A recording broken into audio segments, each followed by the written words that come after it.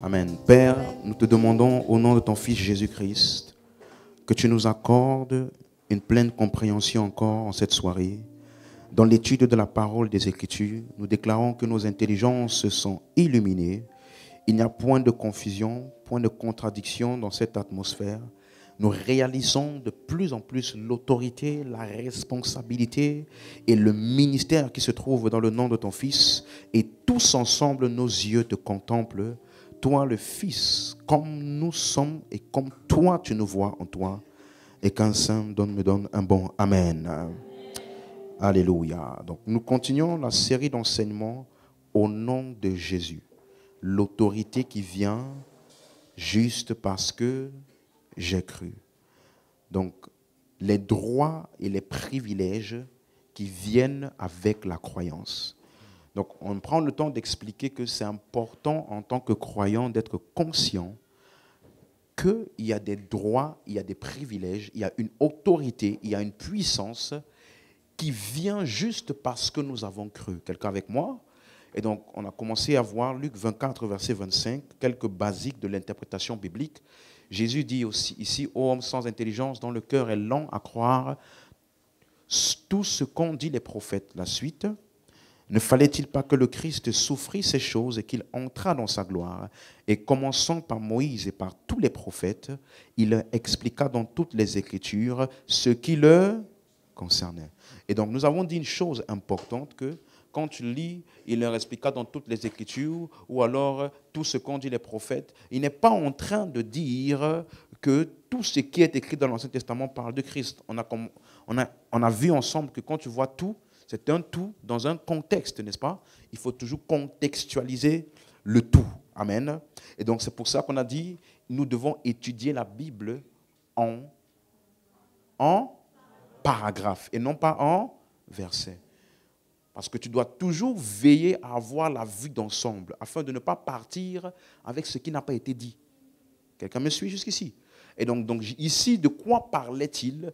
Si tu lis du verset 19 jusqu'au verset 27, tu vas voir que les disciples ici sont en train de se questionner sur ce qui est arrivé à Jésus-Christ, comment il est mort, il a été enseveli, et ensuite son corps n'a pas été retrouvé le troisième jour. Donc, ils se questionnaient, est-ce qu'il est ressuscité ou est-ce qu'il est son corps?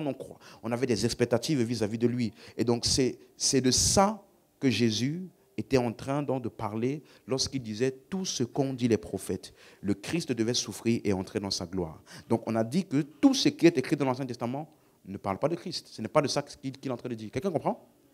Ça veut dire que, parce que, à force de vouloir christocentriser tout, on veut parfois amener la compréhension selon laquelle tu dois voir Christ dans chaque page de l'Ancien Testament. C'est erroné parce que ça voudrait dire que Christ, il est le serpent aussi, dans Genèse. Puisque tout, on doit parler de tout doit être une figure de Christ. Non. Suivez? Il a dit, Dieu a-t-il réellement dit, tu ne mangeras pas? Donc, ça montre que ce n'est pas Dieu qui parlait. Quelqu'un suit? Donc, quand vous allez dans l'Ancien Testament, il faut toujours faire attention, ça c'est un point important. Lorsque Dieu est employé à la troisième personne, ça veut dire on mentionne Dieu. Quelqu'un d'autre fait référence à Dieu. Dans la plupart des cas, il faut analyser ce qui est dit de Dieu. Et aussi, ce n'est pas Dieu qui parle.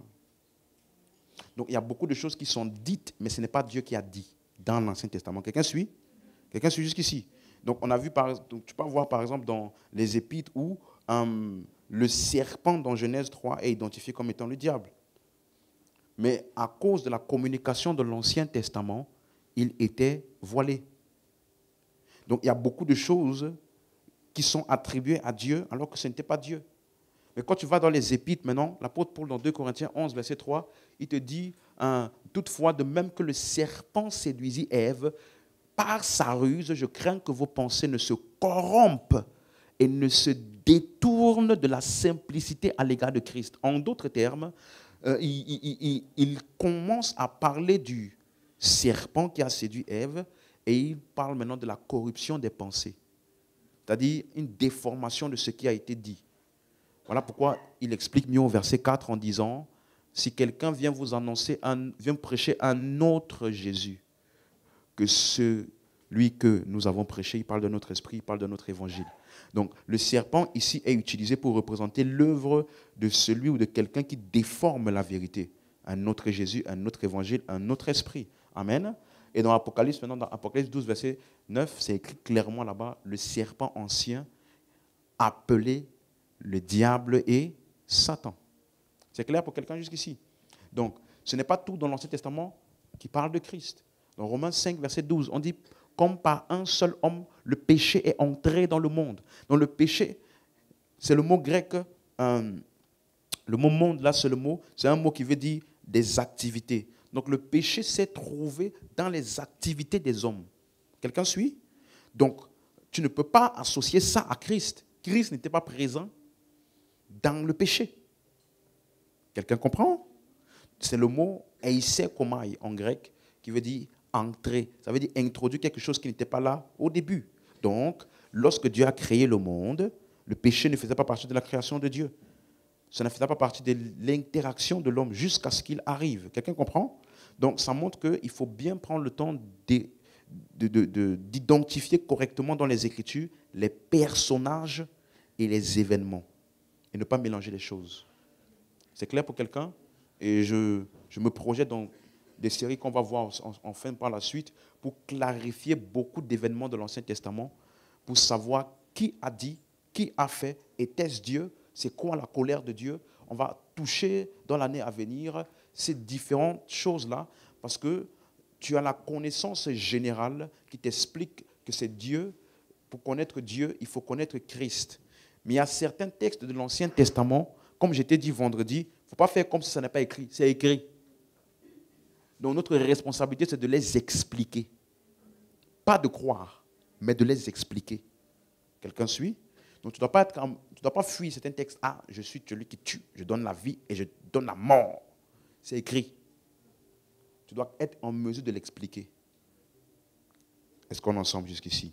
Et donc c'est à cause de manque de compréhension de ce que je t'explique que beaucoup de personnes ont développé des chants. Il y a beaucoup de choses dans l'Ancien Testament qu'on ne peut pas mettre sur le compte de Dieu.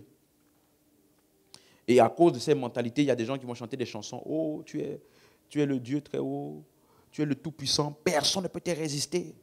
Quand tu veux faire une chose, personne ne peut s'arrêter. Et on chante souvent ces chants-là, déjà des chants avec des belles paroles, n'est-ce pas? Des belles mélodies.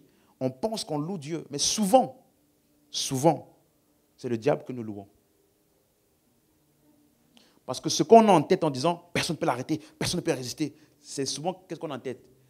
Toutes les personnes donc, qui veulent se mettre sur mon chemin, Dieu va les taillader. Personne ne peut s'arrêter. Si Dieu est pour nous, qui sera contre nous? Donc, on pense qu'on loue Dieu. Tu entends que quelqu'un de, je sais pas moi, de ton village qui voulait de ton mal, ou je sais pas moi, est mort.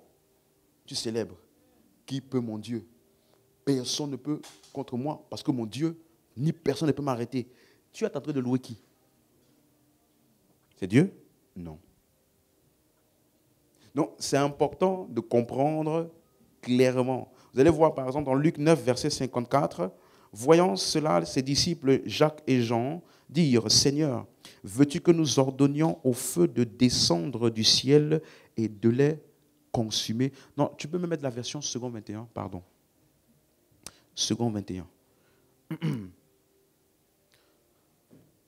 Voyant cela, ses disciples, Jacques et Jean disent, Seigneur, veux-tu que nous ordonnions au feu de descendre du ciel et de les consumer comme l'a fait Élie? Comme l'a fait qui?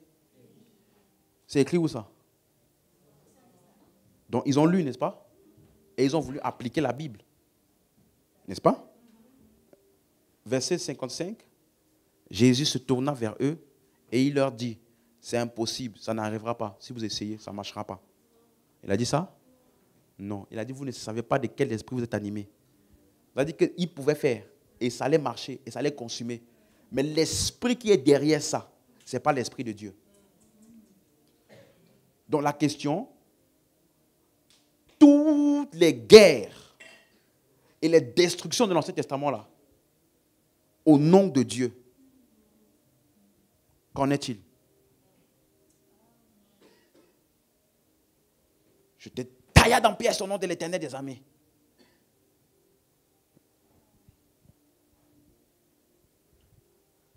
Qu'en est-il? C'est exactement ça qu'il voulait faire ici. Et Jésus, qui est Dieu, les réprimande. Et au verset 56, il donne sa feuille de route. Le Fils de l'homme n'est pas venu pour perdre les âmes des hommes, mais pour les sauver. Ils allèrent dans un autre village. Donc, qui peut résister à mon Dieu? Ils ont résisté. Et puis Dieu a changé de route. Tu as vu? Donc, quelqu'un peut dire non à Dieu. Et puis Dieu ne peut rien faire. Il change de route. Mais le Dieu qui framponne tout son chemin, il fracasse tout. Tu te mets sur mon chemin, je te donne 3 jours. Soit tu te répands, soit tu meurs. Tu as déjà vu ça? Le Dieu qui fait ça là, ce n'est pas le Père de notre Seigneur Jésus. Quelqu'un avec moi? Donc Jésus est clair ici. Et tu vas voir que plusieurs fois, Jésus a fait un désaveu de beaucoup de choses de l'Ancien Testament. Matthieu 5, verset 43. Il dit, il vous a été dit, vous avez appris qu'il a été dit, tu aimeras ton prochain et tu haïras ton ennemi. C'est écrit où? N'est-ce pas? C'est écrit. Il est en train de citer Lévitique 19, verset 18 et Deutéronome 23, verset 6. Donc, c'est écrit. Donc, moi, j'applique la Bible. Hein. Si tu m'aimes, je t'aime. Tu ne m'aimes pas, je ne t'aime pas. Tu me fais du mal, je te fais plus que du mal. C'est la Bible. Œil pour œil. Comme quelqu'un me disait une fois, vous savez, dans le monde spirituel, il n'y a pas la miséricorde. C'est autel contre autel. Dans le monde spirituel, c'est-à-dire dans le monde naturel, aimez vos ennemis. Mais dans le monde spirituel, quand tu vas sorcier là-bas, tu tues avant qu'on te tue. C'est ce qu'ils disent. C'est œil pour œil. C'est écrit où? Dans la Bible. C'est écrit. Non, il ne faut pas faire comme si ce n'était pas écrit. Jésus n'a pas dit, vous avez appris dans un autre livre quelque part. Non, vous avez appris qu'il a été dit dans votre livre là. C'est écrit là-bas. Et puis il dit maintenant, mais moi je vous dis. Aimez vos ennemis. Bénissez ceux qui vous maudissent. Ça veut dire, la réaction de Dieu à la malédiction, c'est la bénédiction. Quelqu'un suit? Priez pour ceux qui vous maltraitent et qui vous persécutent, afin que vous soyez fils de votre Père qui est dans les cieux. Donc, le Dieu qu'on invoquait et qui ouvrait la terre pour que les gens soient engloutis dedans là, c'est qui?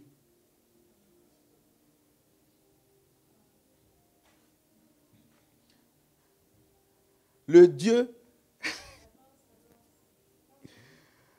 le Dieu qui a tué Goliath là, c'est qui? Hein? David a dit quoi? Tu viens contre moi avec la lance et l'épée, n'est-ce pas? Moi, je viens contre toi quoi? Au nom de l'Éternel des armées. Je te taillerai en pièces. Les corbeaux mangeront ta carcasse aujourd'hui. A lancé la fronde. Pam! On utilise ça comme la foi, n'est-ce pas? Je veux continuer d'utiliser. Je veux continuer d'utiliser ça comme exemple de la foi. Mais, il ne faut pas faire l'erreur de penser que c'est Dieu qui a tué Goliath. Si Dieu avait tué Goliath, rien n'empêchait de tuer Hérode au temps de Jésus. Parce que Hérode était pire.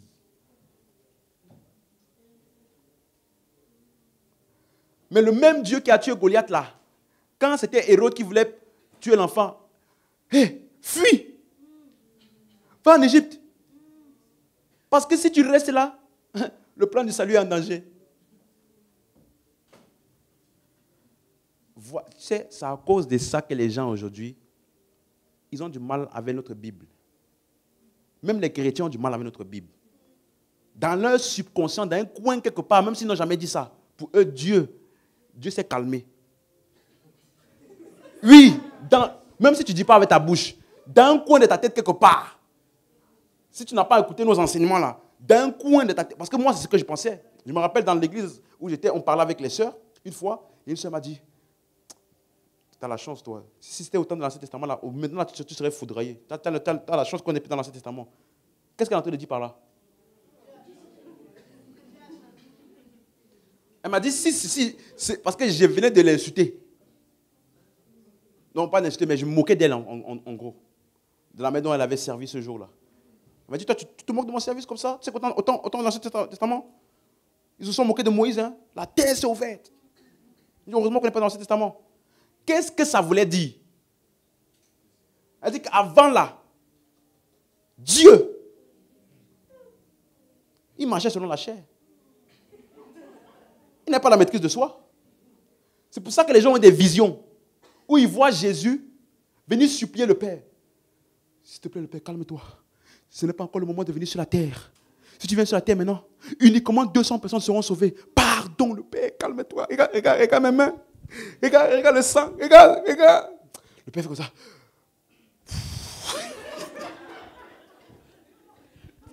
Le Père fait. C'est à cause de tes meurtrissures. Si ce n'était pas les meurtrissures là, je t'aurais déjà envoyé. Et puis non, Jésus s'est tourné vers la personne qui voyait la vision. Dis-leur, je suis à la porte. Dis-leur que je suis à la porte. Il sort du rêve. Il y a un que j'avais vu comme ça. Il a fait la vidéo quand il pleurait. Mais il est sincère. Il ne sait pas autre chose. Ce n'est pas de sa faute. Mais si c'est Jésus qui calme le Père, qui avait envoyé Jésus? Dieu a tant aimé le monde qu'il a envoyé son Fils. Donc à partir de quel moment c'est le Fils qui vient le calmer si c'est lui qui a envoyé le Fils pour régler le péché sur la terre?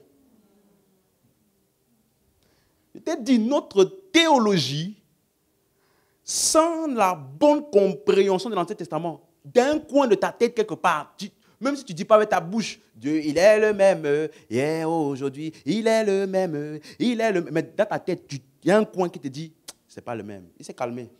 Non, il s'est calmé. Parce que quand tu lis Moïse, ils ont parlé contre lui, lèpre. Direct. C'est pas genre, je demande pas, non, c'est fini, la lèpre d'abord. Tu as d'abord le châtiment, après on voit qu'est-ce que... Quelqu'un comprend maintenant? Donc, mais Jésus ici, il te dit, quand le Père voit un ennemi, sa réaction c'est la bonté. Soyez comme votre Père, il fait lever son soleil sur les et sur les bons. Il fait pleuvoir sur les justes et sur les injustes. En d'autres termes, ce qui vient du Père n'est pas différent en fonction de qui en face. Quelqu'un comprend? Donc, l'attitude des hommes n'a pas changé Dieu. Donc, un certain Dieu qui va te bénir uniquement parce que tu as donné à l'Église n'est pas le Père.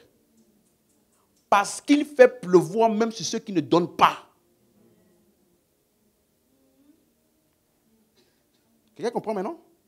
Donc, Jésus est en train de mettre les points sur les i en ce qui concerne le caractère du Père. Verset 46, il dit, si vous aimez ceux qui vous aiment, quelle récompense méritez-vous? Les publicains aussi n'agissent-ils pas de même? La suite.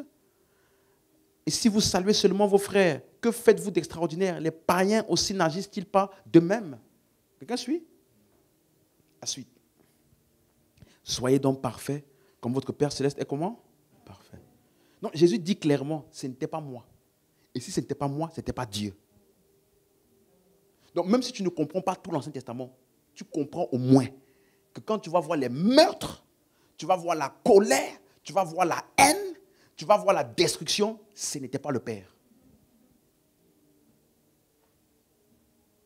Quelqu'un disait une fois, ah non, le Père, il a son côté doux, hein?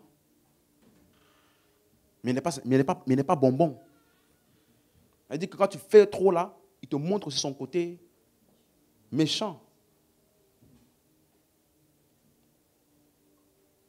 Alors j'ai dit, mais à ton avis, si Dieu se mettait en colère et puis réagissait par colère, ne verrions-nous pas ça en Jésus?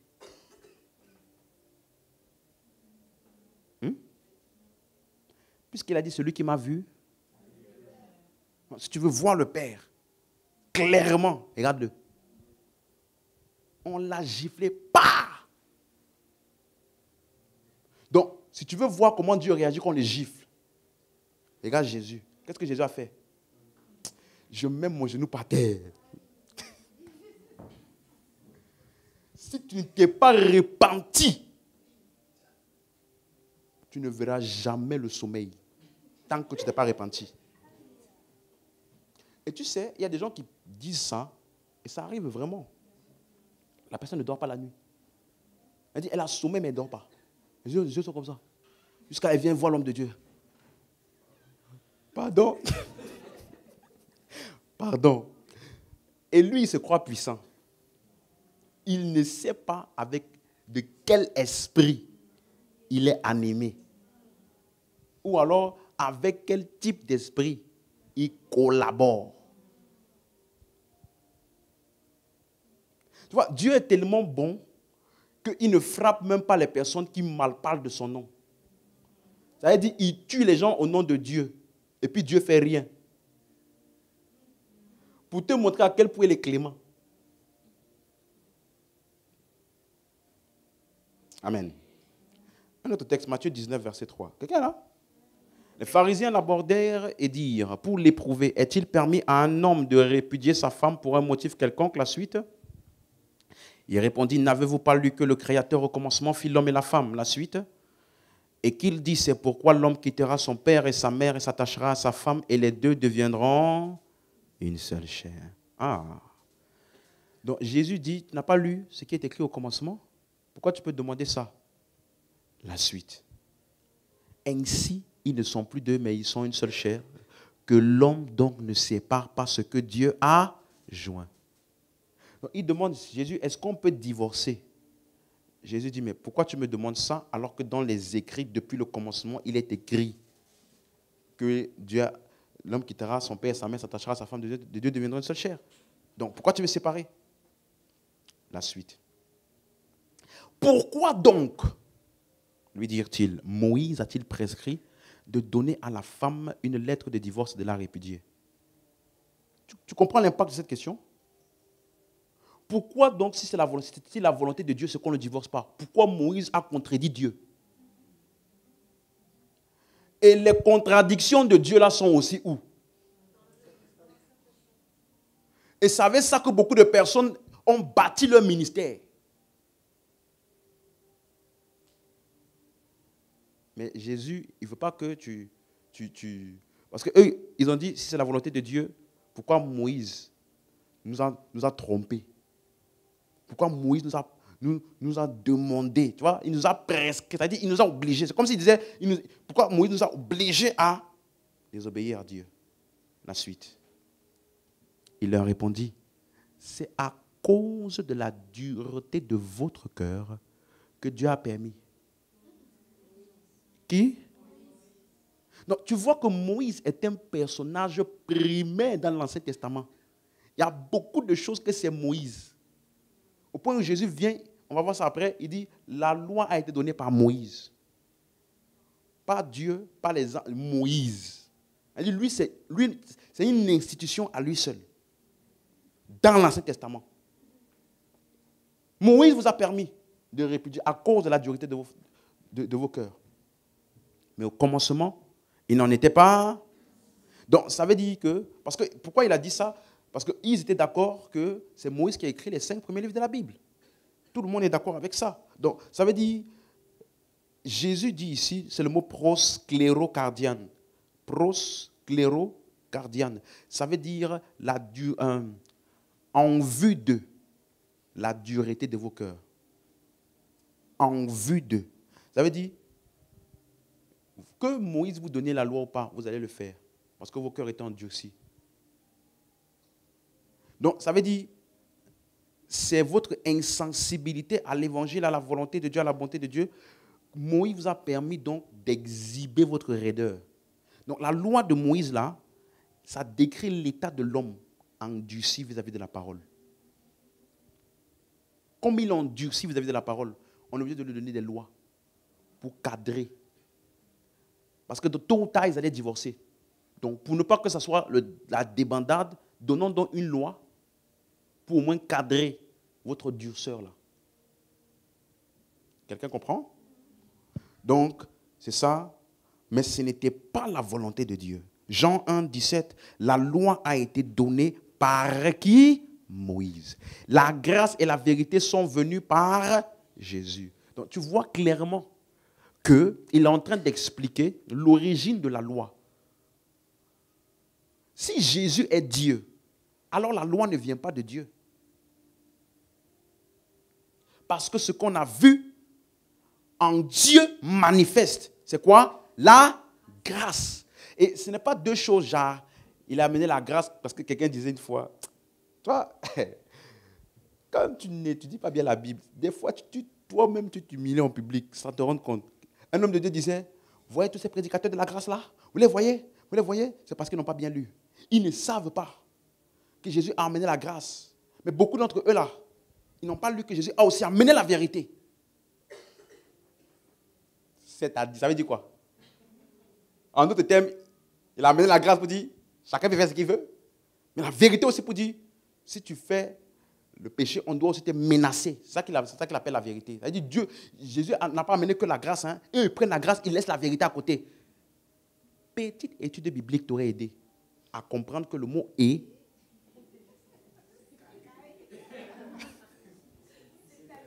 c'est-à-dire, ça veut dire, c'est la grâce là qui est la vérité concernant Dieu. Tu veux la vérité concernant Dieu, il est gracieux. C'est pour ça que ce mot vérité, tu vas voir, c'est le mot charis aletheia en grec. Charis aletheia. La grâce qui est la vérité. Quelqu'un suit? Et ce mot aletheia, ça veut dire, donc charis, ça parle de la grâce qui est donnée gratuitement. Et aletheia, ou alors alethinos, aletheia ou alethinos, ça fait référence à ce qui est original, en contraste avec ce qui est figuratif. Quelqu'un comprend? Par exemple, dans Jean 1, verset 9, cette lumière, en parlant de Jésus, Jean 1, verset 9, cette lumière était la véritable lumière qui, venant dans le monde, éclaire tous les hommes. Donc, il faisait le contraste entre Jésus, qui est la lumière, et les prophètes de l'Ancien Testament, en parlant de Jean-Baptiste ici, qui étaient des lampes.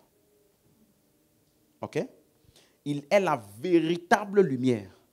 Donc, c'est pour ça que je t'ai expliqué dans la série pourquoi les choses arrivent sur la terre, que tout a été créé pour imager Christ.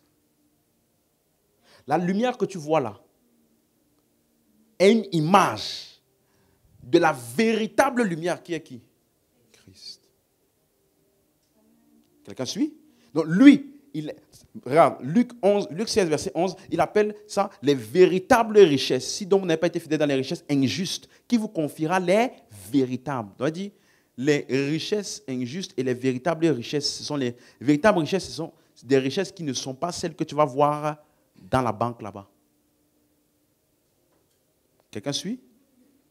Donc les richesses injustes, ce sont les biens, l'argent naturel. Mais les véritables, c'est celles qui ne sont pas matérielles.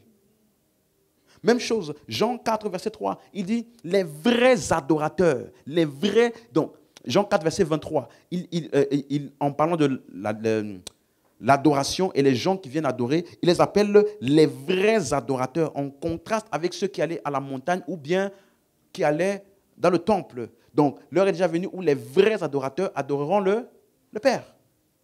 Quelqu'un a compris? Les vrais adorateurs. Donc, ça veut dire que tout ce que les gens allaient faire dans les temples n'était pas la véritable adoration ou le véritable sacrifice. Suivez maintenant? Donc, ça parle de ce qui est véritable. Jean 6, 32, il dit, je suis le vrai pain du ciel. Le vrai pain du ciel. Mais mon Père vous donne le vrai pain du ciel. Donc, il faisait le contraste entre ce que lui, il est et la manne. Restant dans le désert. Donc, tu vois que ce mot-là, véritable, vrai, Jean 15, 1, je suis le vrai cep. Le vrai cep. Donc, les arbres que tu vois, où tu vas voir le tronc et tu vas voir les branches, sont une image de notre union avec Christ. c'est lui le vrai cep et nous sommes les sarments. Ou alors c'est lui le vrai tronc d'arbre et nous sommes les branches. En français plus terre à terre.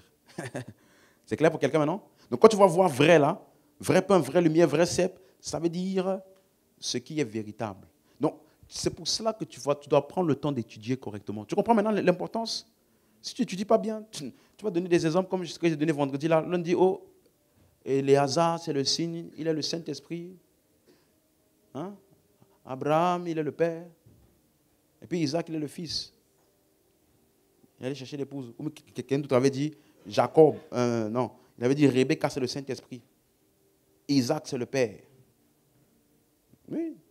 Donc qui est Jacob alors? Il est le fils ou il est le croyant? Ou bien le Saint-Esprit, c'est la femme du père? De la même manière que les gens aujourd'hui, ils essayent de dire que Melchisedec, c'était Jésus dans l'Ancien Testament. Non. Melchisedec, c'est Melchisedec. Lui-même là où il est là, il est étonné. Lui-même, il est étonné. Il dit, comment on a fait pour m'associer à lui? Non, il est une image. Quand on dit qu'il n'a ni père ni mère, ça veut dire dans la généalogie lévitique de la lignée des sacrificateurs, il n'y a aucune généalogie retracée à Melchisedec dedans. Mais il a appelé sacrificateur pour montrer qu'il préfigure le Christ, qui lui aussi est souverain sacrificateur, mais selon l'ordre de Melchisedec, ça veut dire qu'il n'appartient pas à la tribu de Lévi, mais il est sacrificateur. Mais Melchisedec, c'est un homme. Quelqu'un avec moi? Donc, c'est important, sinon, souvent on a du mal. Je me rappelle, le pasteur Christ, il disait qu'il a posté une publication sur Facebook, il a dit les échecs de Jésus. Un frère est venu. Oh, homme de Dieu, comment vous pouvez vous associer échec et Jésus? C'est un sacrilège. Mon Dieu n'échoue jamais. Il dit c'est une manière de parler, c'est une manière d'expliquer, c'est une figure de style qu'on appelle le sarcasme. Le frère ne voulait rien savoir. Parce qu'il n'a même pas pris le temps de lire. J'ai lu cette publication, les échecs de Jésus. Il est mort sans être marié, sans avoir de biens. Il n'était pas riche. D'après les standards des hommes, il a échoué. N'est-ce pas? Il n'était pas marié, il n'y a pas d'enfant, il n'a pas laissé des descendances naturelles. Il est mort jeune.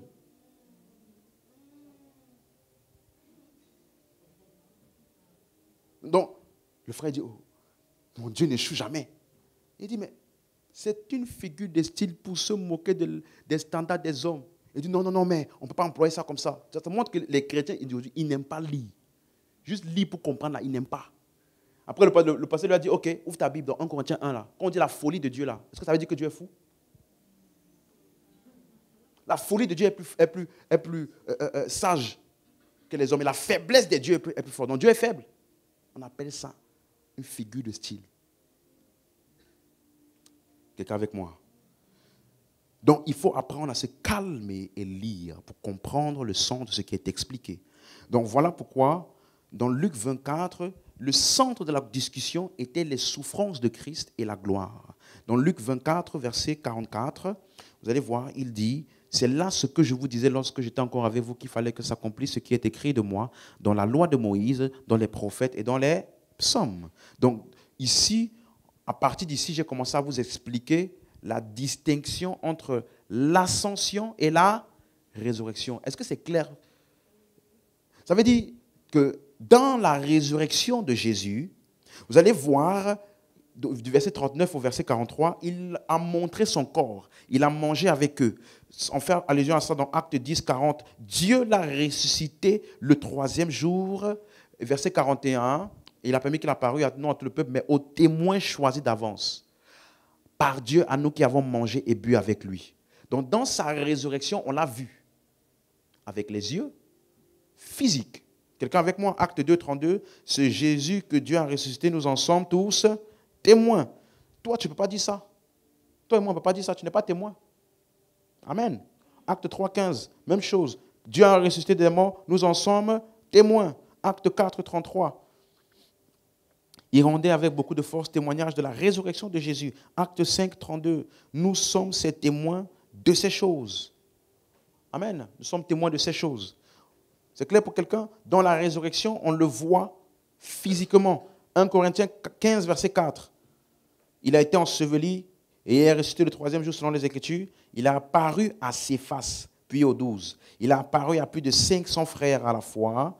Ensuite, verset 7, ensuite il a apparu à Jacques, puis à tous les apôtres. Donc, dans sa résurrection, on le voit. Maintenant, regardez un fait important. On revient dans Luc 24, 44. Il dit, c'est là ce que je vous disais lorsque j'étais encore avec vous, qu'il fallait que s'accomplisse tout ce qui est écrit de moi dans la loi de Moïse, dans les prophètes et dans les psaumes. Donc, quand il a fini de se montrer à eux, il a montré dans les Écritures sa résurrection. Mais à partir du verset 45, il y a quelque chose qui s'est passé.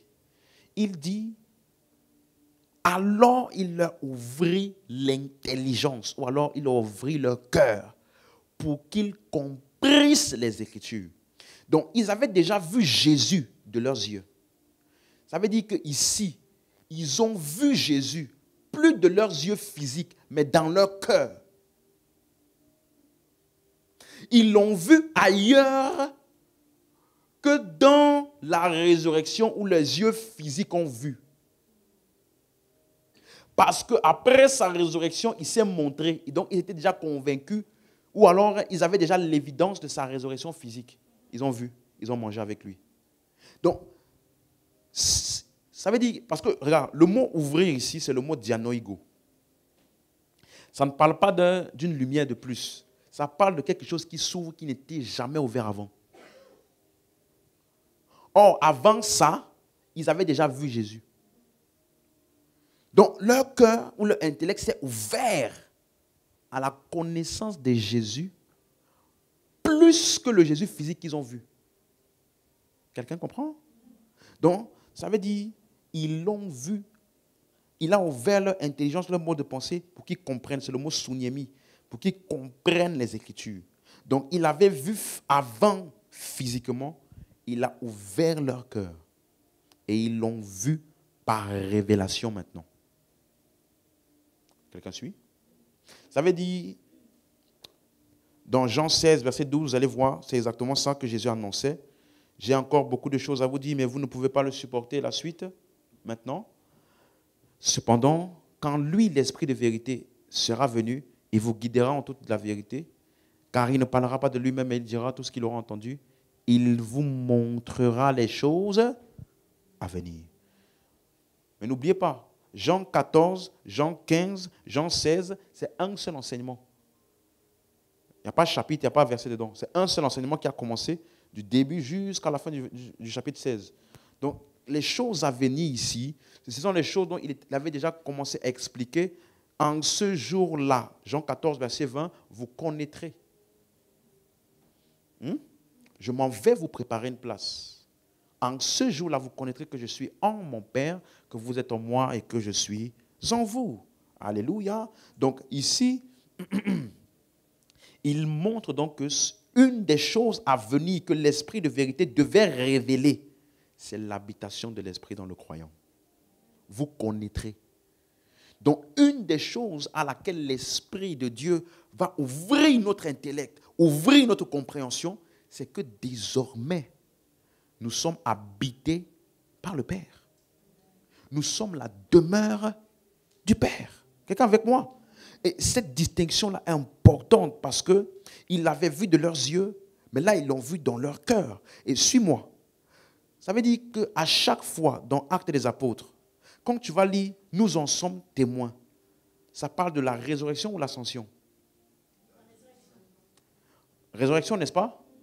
Mais parce que dans l'ascension, il est où? En nous. Maintenant, regarde comment Pierre va expliquer ça dans 2 Pierre 1, verset 19. Verset 16, pardon. Ce n'est pas en effet en suivant des fables habilement conçues que nous avons fait connaître la puissance et l'avènement de notre Seigneur Jésus-Christ, mais c'est comme ayant vu sa majesté de nos propres yeux.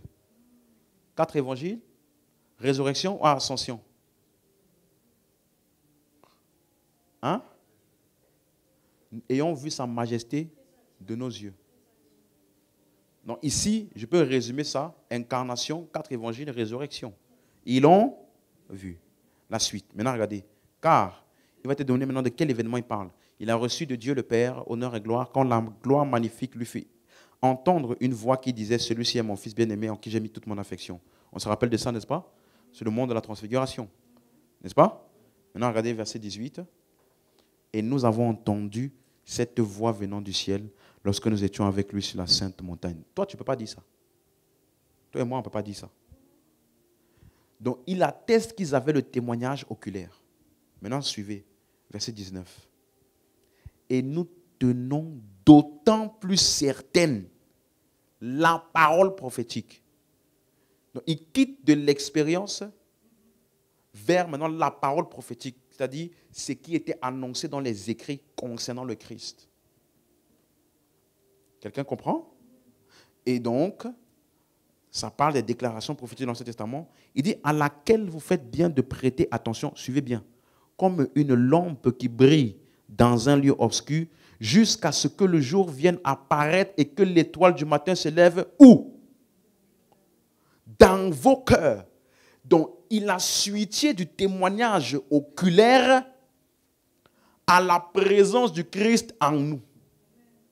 Et il te dit que vous faites bien de prêter attention à la parole prophétique qui révèle justement, pas simplement le témoignage oculaire, mais que le Christ, l'étoile brillante du matin, est où? Dans le cœur. En d'autres termes, il a fait la distinction entre les deux. Donc, les deux faits sont importants pour l'évangile. Témoignage oculaire, c'était une preuve également qu'il est vivant. Amen.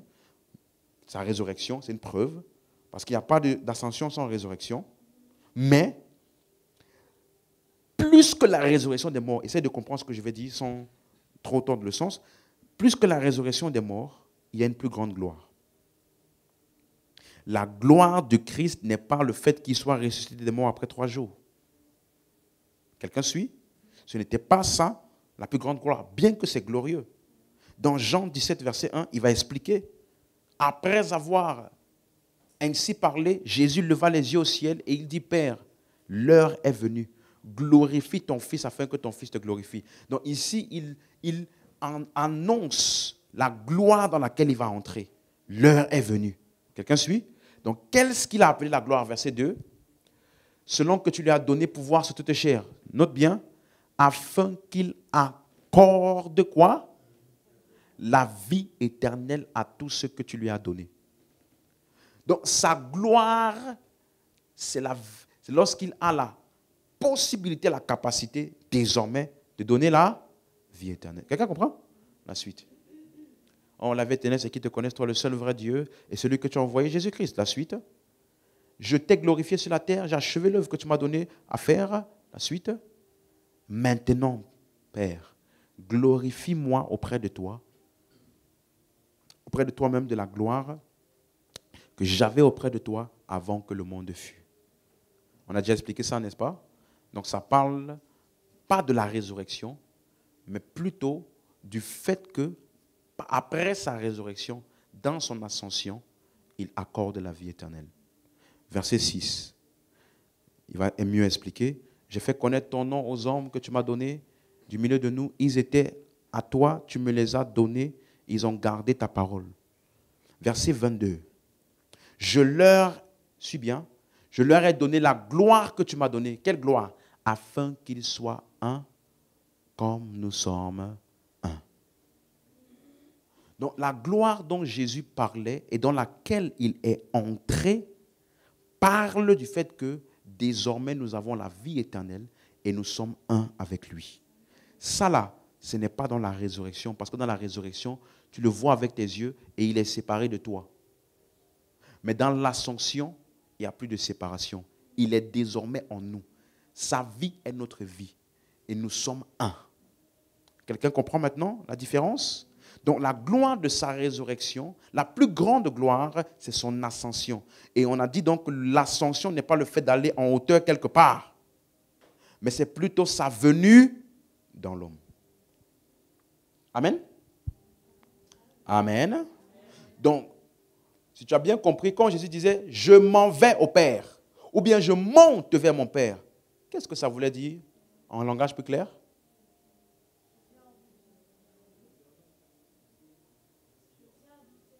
je viens résider en vous. Et c'est pour ça que tu vas voir plusieurs fois, si tu ne lis pas dans tout son texte, ça va t'embrouiller parce qu'il dit je m'en vais, mais dans Jean 14, toujours verset 18, il dit je ne vous laisserai pas orphelin, je viendrai à vous. Comment peux-tu dire que tu pars et tu dis tu viens? Tu pars ou tu viens? Et après dans Jean 10, 27, avant Jean 10, 27, mes brebis entendent ma voix, je leur donne la vie éternelle. Donc il annonçait à chaque fois l'ascension. Quand les hommes devaient être unis à lui par le même esprit et par la vie éternelle. Est-ce que c'est clair? Donc, c'est pour ça que je t'ai expliqué dans la série précédente, là, le ciel. Quand je disais, je m'en vais au ciel, je vais préparer une demeure. Tu as compris bien que là où Jésus est parti verser son sang, ce n'est pas au ciel. Parce qu'il y en a qui pensaient que Jésus est parti, il y avait un bâtiment sale au ciel. Un tabernacle. C'est-à-dire, tu as laissé le tabernacle sur la terre. Il a maintenant parti au ciel pour faire un autre tabernacle là-bas. Avec quel genre de briques, quel genre de ciment, quel genre d'ustensiles. En tout cas, il est passé là-bas. Et puis, comme par magie, en versant le sang là-bas, là-bas en haut, là, nous, ça nous a purifiés ici. Il répand le sang là-bas en haut, nous, ça nous purifie ici. Comment? Amen. Donc, on a compris qu'il n'est pas allé dans une planète ailleurs. Amen. Et donc, c'est pour cela que le concept de la droite de Dieu fait tout son sens. Jusque-là, je donne que des rappels, hein, parce que je veux que ça soit bien établi. Dans le psaume 110, verset 1, la parole de l'Éternel à mon Seigneur, le Seigneur dit à mon Seigneur, l'Éternel dit à mon Seigneur, assieds-toi à ma droite. Et tu vois, le mot assieds-toi, c'est le mot yamin, yachab, pardon, et le mot droite, c'est le mot yamin. Le mot yamin, ça veut dire ma droite, l'autorité, la puissance. Et tu as bien compris avec moi que quand il dit assieds-toi, ce n'est pas comme toi tu es assis là. Parce que c'est cette conception-là qui a fait beaucoup de gens avoir des visions. Où ils sont allés au ciel. Et puis ils ont vu Jésus assis là-bas, sur une grande chaise. Et puis le diable était à sa gauche. Oui. Il dit, il y avait le grand trône de Dieu, le Père. Jésus était à la droite, le diable à gauche. Quand Jésus dit sauve, le diable dit ne sauve pas. Il a péché, il a menti. C'est lui l'accusateur de nos frères. Donc, chaque fois que tu pêches là, c'est le diable qui dit t'as vu. Et puis tu vas maintenant lire l'histoire de Job pour corroborer ça. Tu as vu? Dieu est complexé. Il n'a pas confiance en lui-même. Il dit, quand tu touches son ego là, il dit, ok, tu vas voir comment il va me servir. Parce que Job ne te sert pas pour toi. Tu sais ça? Tu sais qu'il t'utilise, n'est-ce pas? Tu dis, ah bon? Job. Ok. Touche-le. On va voir. Vraiment. Et puis, le diable va venir tourmenter la vie de Job. Juste pour que Dieu se rassure que Job le servait pour lui-même, quoi. Et toi, tu sais un Dieu comme ça, tu es content? Non. Quelqu'un suit maintenant? Comme quelqu'un disait, oh, il est parti au ciel, il a vu Jésus à la droite. Et puis, quand il voulait élever les yeux pour voir le grand trône du Père, Jésus a dit, non! Ne regarde pas, sinon tu vas mourir. Au ciel. Si tu mets là-bas, tu vas aller où?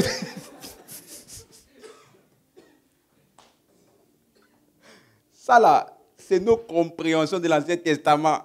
Comme Moïse voulait regarder, on lui a dit, tu ne peux pas me regarder, tu ne peux pas me voir et vivre. Ah! Le mot yachab, qui veut dire assieds-toi, ça veut dire fais ta demeure. Établisse ton lieu d'habitation. Et c'est en rapport avec ce qu'on a lu tout à l'heure, quand il disait dans Jean 14, 20, vous connaîtrez que je suis en vous. Et tu vois, j'ai découvert que dans l'étude biblique, si tu ne prends pas le temps de faire ce que je t'explique là, prendre le contexte de chaque mot, tu vas voir que tu peux lire la Bible avec déjà un mindset. Et puis, tu vas t'arrêter sur un texte et avoir ce que les gens appellent le réma. J'ai eu le réma. Quand j'ai lu ça, j'ai compris maintenant. Et beaucoup, tu sais que dans l'église primitive, ils ne lisaient pas la Bible comme ça. Hein. C'était lu dans l'ensemble. De telle sorte que personne ne pouvait comprendre en portions. Mais aujourd'hui, la droite de Dieu, ça veut dire qu'il y a la gauche. Et maintenant, tu vas écrire, tu vas trouver un enseignement, le mystère de la gauche de Dieu. Tu vas écrire ça sur YouTube, tout le monde va venir voir parce que ça attire l'attention, n'est-ce pas? Et ton cerveau, suis-moi, même pour faire des faux enseignements, il faut être ingénieux. Hein. Ton cerveau va trouver une manière de trouver des textes qui parlent de la gauche de Dieu, même si ce n'est nulle part. Ça va élaborer, tu vas élaborer quelque chose sur la gauche de Dieu. Et puis tu vas enseigner. Les gens vont dire, il est deep. Amen. Écoute-moi, les choses que j'appellerai maintenant, c'est dangereux. Très dangereux. Il y a un frère, il est venu, il a dit, la Bible dit que Dieu est esprit. On dit oui. La Bible dit aussi que je suis esprit. On dit oui. Jusque-là, tu as raison. Il dit, après, au commencement, la Bible dit, Dieu, quand Dieu allait créer les cieux et la terre, l'esprit de Dieu se mouvait au-dessus des eaux. Et puis Dieu a parlé par l'esprit. Ça veut dire, donc Dieu a créé toutes choses par l'esprit. On dit oui. Et je suis esprit. On dit oui. Dieu a créé par moi. On a dit, tu es fou. Tu as fumé. Ça, c'est parce que tu veux à tout prix sonner. C'est ça, Réma. Non, c'est comme ça que les gens ont les Réma aujourd'hui. Tu entrecolles les versets entre eux, à gauche, à droite, et puis ça te crée quelque chose. Il faut toujours lire dans l'ensemble. Donc quand il dit par exemple ici, vous connaîtrez que je suis en mon Père et que je suis en vous, de quoi parlait-il? En quel jour? Il dit en ce jour-là. De quel jour parlait-il? Verset 16. Et moi je prierai le Père et il vous donnera un autre consolateur. Maintenant suis-moi. Je prierai qui? Qui donnera notre consolateur? Hein? Le Père. Rappelez-vous, au verset 2, on a dit il y a plusieurs demeures dans la maison de qui? Donc dans la famille du Père là, chaque place ou chaque membre est une demeure de qui? Donc le contexte là, c'est l'habitation de qui? Dans chaque membre de la famille. N'est-ce pas? Donc quand tu vas lire dans le même contexte, il te dit maintenant comment est-ce que cette habitation va devenir réalité pour toi et moi. Je prierai le Père et il vous donnera un autre afin qu'il demeure éternellement avec vous. Il là, est-ce pour le consolateur ou est-ce pour le Père?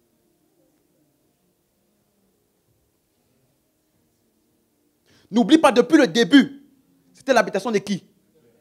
La demeure de qui?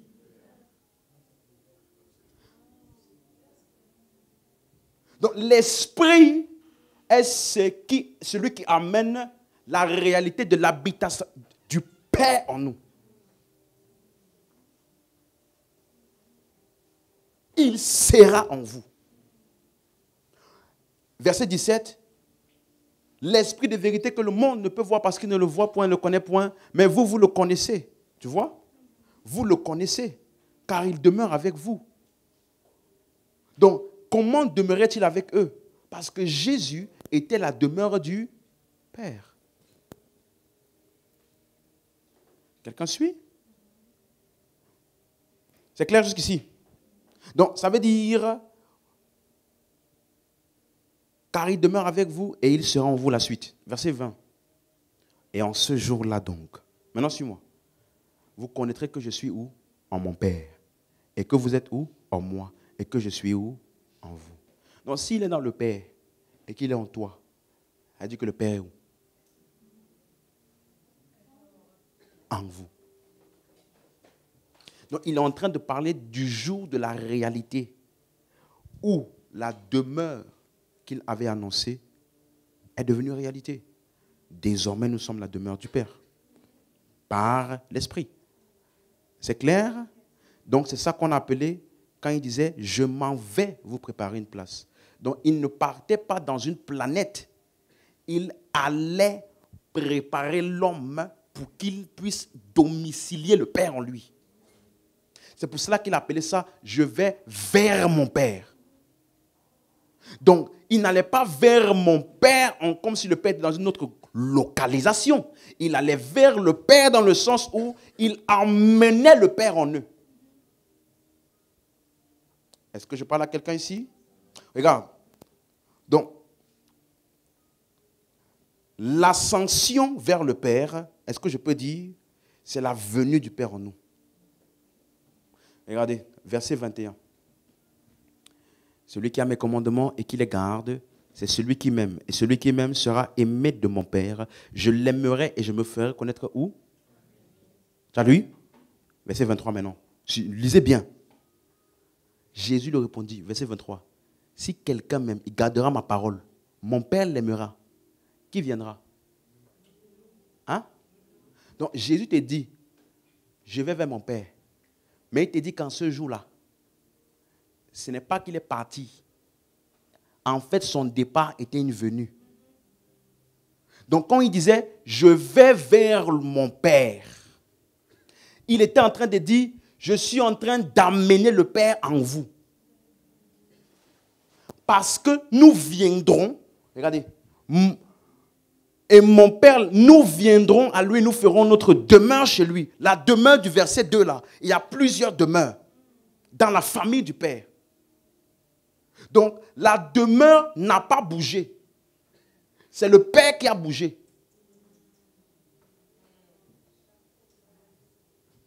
Quelqu'un comprend? Donc, il allait préparer qui?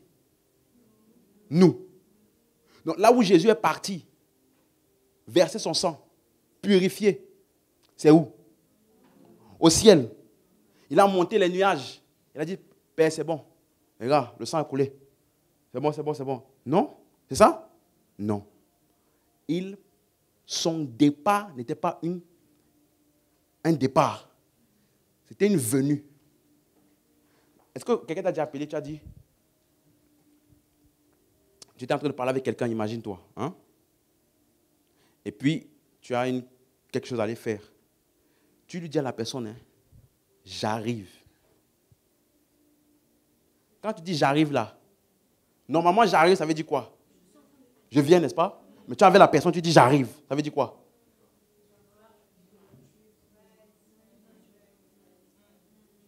Donc, quand Jésus disait je m'en vais je vais vous préparer un plat, je m'en vais là. Ce n'était pas pour dire je pars et puis vous vous débrouillez. Non, il est en train de dire je suis en train d'arriver en vous. C'est pourquoi au verset 20, il dit maintenant en ces jours-là où je vous aurai préparé une place, l'endroit où vous identifierez le Père et moi, ce sera où? Vous connaîtrez que je suis en vous. Quelqu'un a compris maintenant? Donc, ce qu'on appelle l'ascension de Jésus, ce n'est pas une montée géographique vers un lieu en haut. Non, c'est plutôt la venue du Père en nous par l'habitation de l'Esprit. Parce que la cible du Père, c'est l'homme. L'endroit où le Père a toujours voulu habiter, c'est l'homme. Le royaume de Dieu, ce ne sont pas dans les choses, c'est dans l'homme. Là où Dieu veut régner, c'est dans l'homme. Ce n'est pas dans le pays. Quelqu'un suit? Donc, parce que, tu vois, si tu ne comprends pas, tu vas avoir la même mentalité que j'ai dans l'Ancien Testament. On a vu le royaume de David, le royaume de Salomon, le royaume de Saül. Et on a pensé que c'était ça, le royaume. Alors que l'idée même du royaume de Dieu, c'est ce que David lui-même a dit. Le Seigneur dit à mon Seigneur, assieds-toi à ma droite. Et je te dis, c'est un texte qui troublait les Juifs. Parce que assieds-toi, en grec, ça veut dire, en hébreu, ça veut dire yachab, qui parle donc d'une demeure éternelle. Comment ça peut être un homme, s'il est le Messie, et puis il va régner éternellement? Comment peut-il avoir un règne éternel s'il n'est qu'un homme? Ça les troublait. Et comment peut-il régner éternellement si c'est parmi les hommes? Donc David exprimait déjà le fait que le règne du Messie n'était pas comme les royaumes de la terre qui se succèdent. Il dit, assieds-toi. Et donc, c'est pour cela que j'ai dit que dans l'ascension à la droite de Dieu, ce n'est pas une montée géographique, c'est plutôt une venue dans l'homme. Donc Jésus est monté en toi.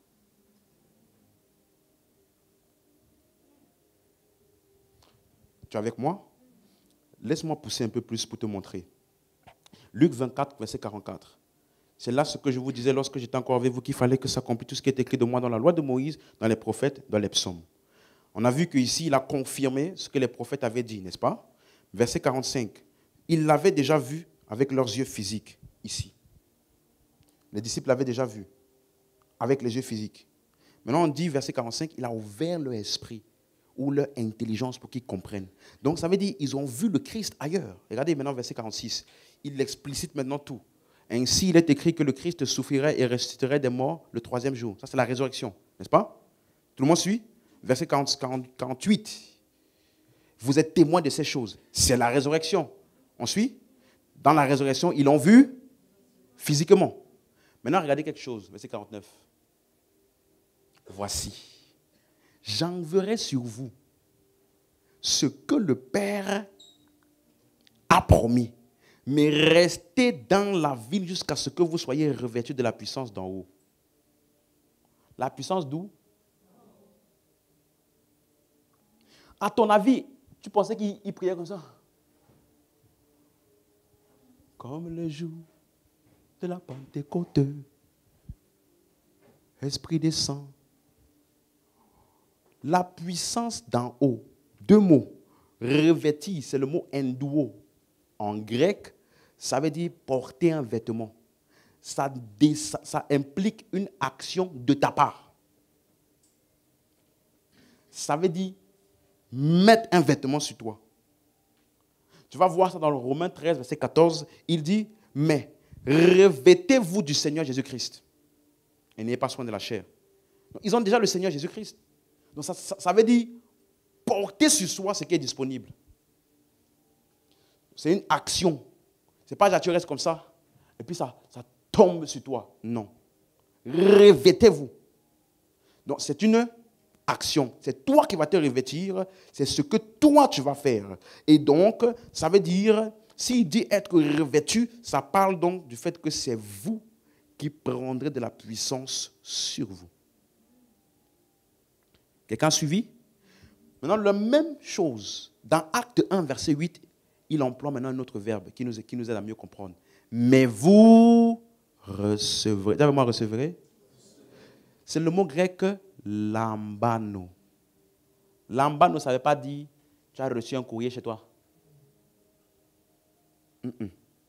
Lambano, ça veut dire le voiturier passait là. Tu es venu, tu as pris ton courrier dedans. Les deux là, c'est recevoir en grec. Mais lambano, ça veut dire s'emparer d'eux. Prendre. Quelqu'un comprend maintenant? Donc, ça veut dire que il devait prendre de la puissance. Où? Reviens dans Luc 24, 49. Quelqu'un comprend? Laissez-moi terminer par là. Mais vous restez jusqu'à ce que vous soyez revêtus de la puissance d'en haut. Donc, il devait se revêtir. Il devait prendre de la puissance. Mais la puissance là est où? En haut. Ah. Donc, est-ce que je peux dire ici que s'ils se tenaient là et qu'ils attendaient en regardant en haut, qu'est-ce qu'il y avait en haut d'eux? Les nuages. Donc, de quelle eau s'agit-il ici?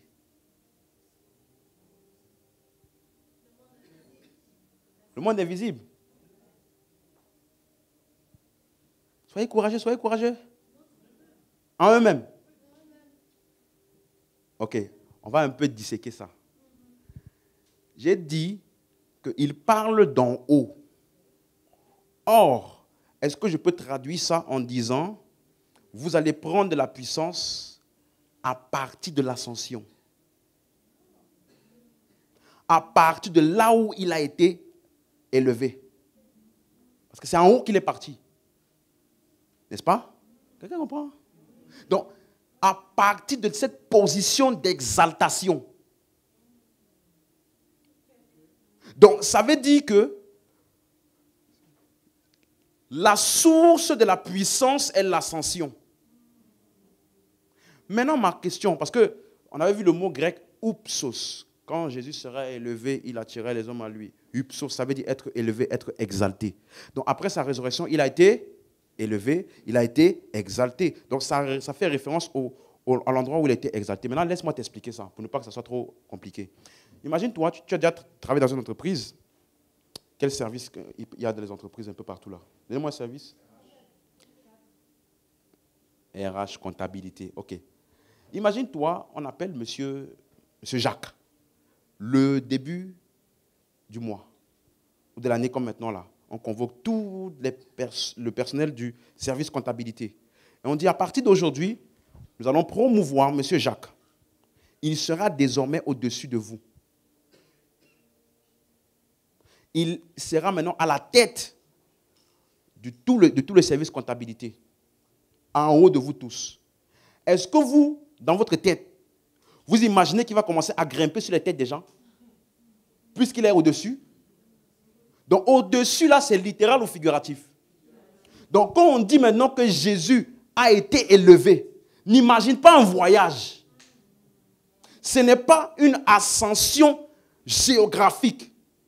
C'est plutôt une exaltation, dans le sens où il a une plus grande gloire, une plus grande autorité, et cette autorité-là, ce qui est sa droite, est maintenant ou dans le croyant.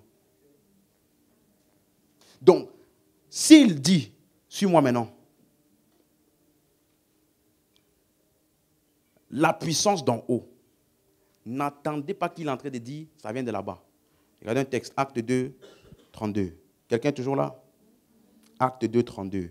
C'est ce Jésus que Dieu a ressuscité, nous en sommes témoins. N'est-ce pas? Résurrection? Résurrection? La suite. Élevé où? Donc Jésus était élevé où? Ok. Suivez-moi. Ne perdez pas de vue ce que je vais expliquer maintenant. Il a reçu du Père le Saint-Esprit qui avait été promis et il a répandu, comme vous le voyez et entendez. Ici, Pierre est en train d'expliquer ce qui s'est passé le jour de Pentecôte. Ma question, on dit ici que qui a reçu du Père?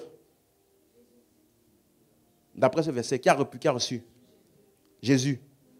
C'est le mot lambano, hein? Ça veut dire prendre. Mais c'est Jésus qui a pris, étant à la droite de Dieu. Il a reçu ça du Père. Comment ça se fait que on voit ça sur qui? C'est Jésus qui reçoit. Et c'est eux qui parlent en langue. C'est eux qui prophétisent. C'est eux qui interprètent. C'est eux qui ont des visions. Hein? Donc en vérité, qui a reçu? Qui a reçu du Saint-Esprit la promesse? Rappelez-vous, le mot recevoir, ça implique une action, n'est-ce pas?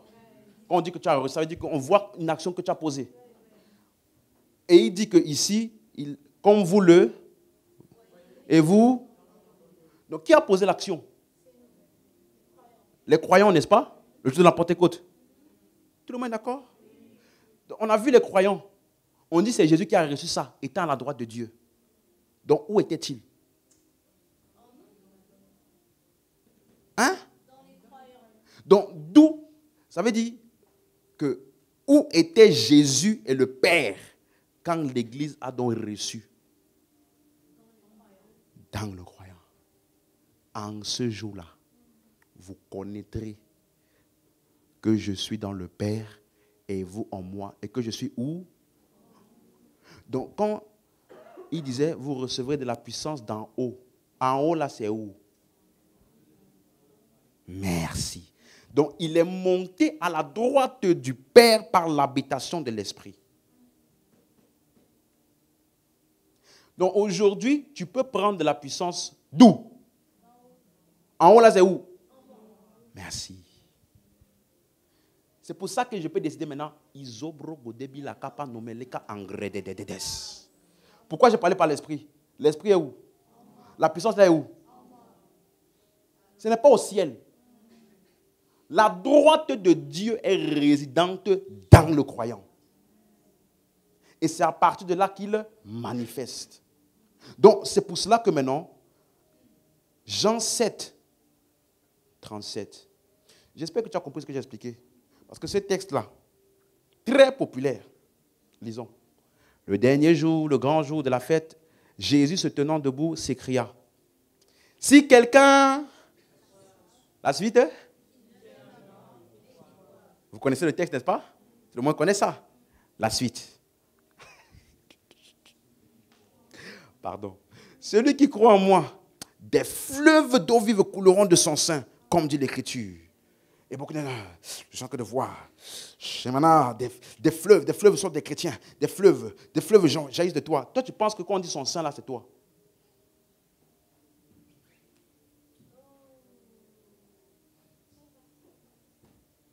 Celui qui croit en moi, si tu veux, comme des fleuves d'eau vive couleront de son sein, comme dit l'Écriture. Ok. On peut lire ensemble, parce que le mot sein, là, ça veut dire le ventre, l'estomac, la matrice, l'utérus, l'endroit où le fœtus est engendré. N'est-ce pas?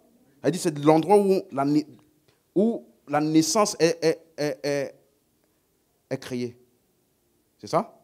Maintenant, suis-moi. Celui qui fait quoi? N'oublie pas ça. Verset 39. Il dit cela de l'esprit, suis-moi bien, que devait recevoir qui?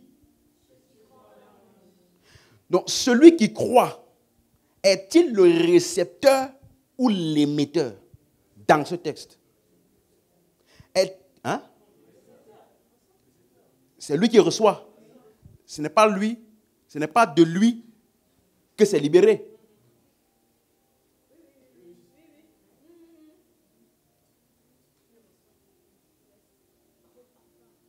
Quelqu'un suit?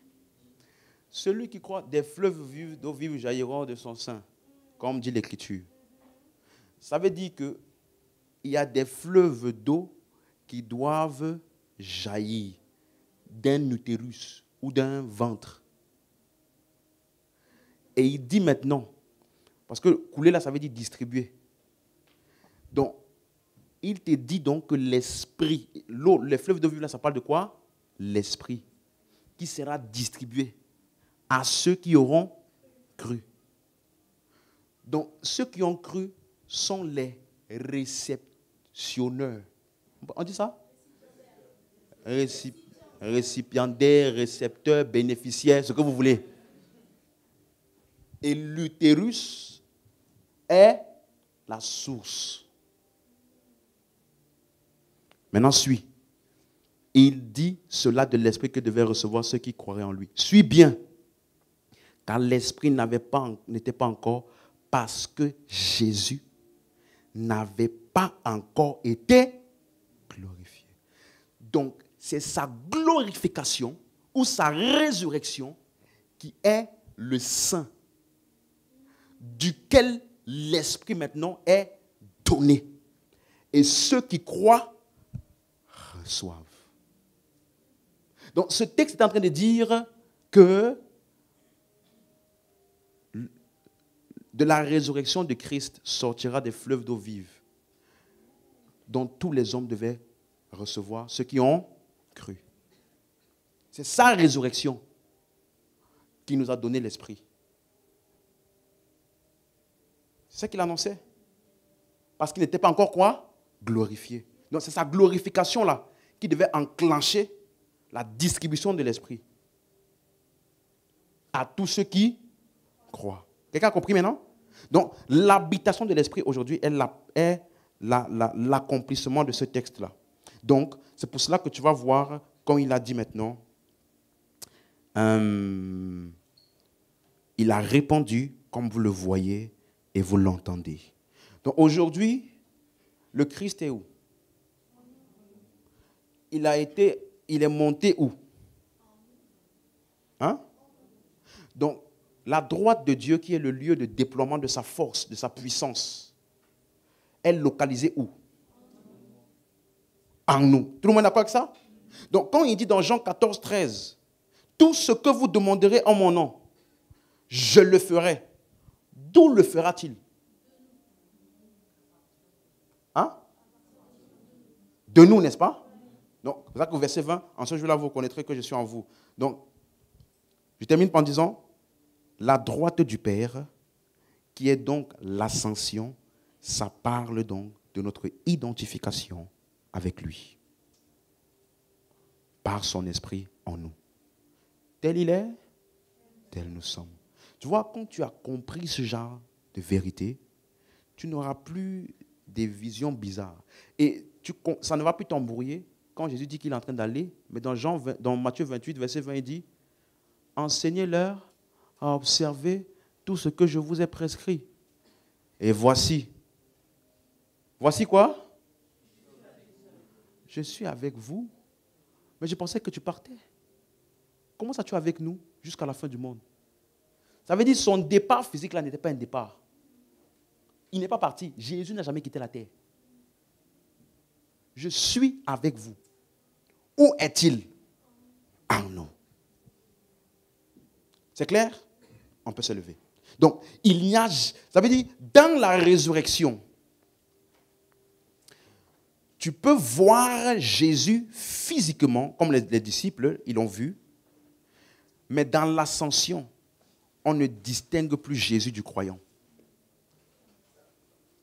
Quelqu'un a compris ça? Dans la résurrection, ils l'ont vu physiquement. Mais dans l'ascension, on ne distingue plus Jésus du croyant. On ne distingue plus Jésus de l'Église. Donc, ce que nous prêchons aux non-sauvés, aux incroyants, l'emphase est mise sur quoi? Résurrection. Mais ce que nous prêchons aux croyants, l'emphase est mise sur quoi? Donc, quand tu vas lire Actes des Apôtres, la majorité de leurs sermons étaient à qui?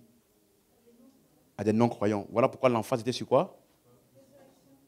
Mais quand tu vas maintenant lire les épîtres, tu vas voir que l'accent est mis sur quoi? Si quelqu'un est en Christ, on ne te différencie plus de lui. Et plus tu es conscient de ça, alors maintenant tu comprends ce qu'on appelle le nom de Jésus. Parce que son nom fait référence à sa position d'exaltation. Et sa position d'exaltation fait référence à son union avec nous. Donc quand je dis au nom de Jésus, qu'est-ce que je suis en train de dire? Parce que Jésus habite en moi. Quand je dis au nom de Jésus, je suis en train de dire parce que je suis la demeure du Père. Quand je dis au nom de Jésus, sois guéri, qu'est-ce que je suis en train de dire? Je suis en train de dire parce que le Christ désormais vit en moi. Sois guéri. Donc, Dieu désormais habite et agit en toi et à travers toi. Quelqu'un a compris?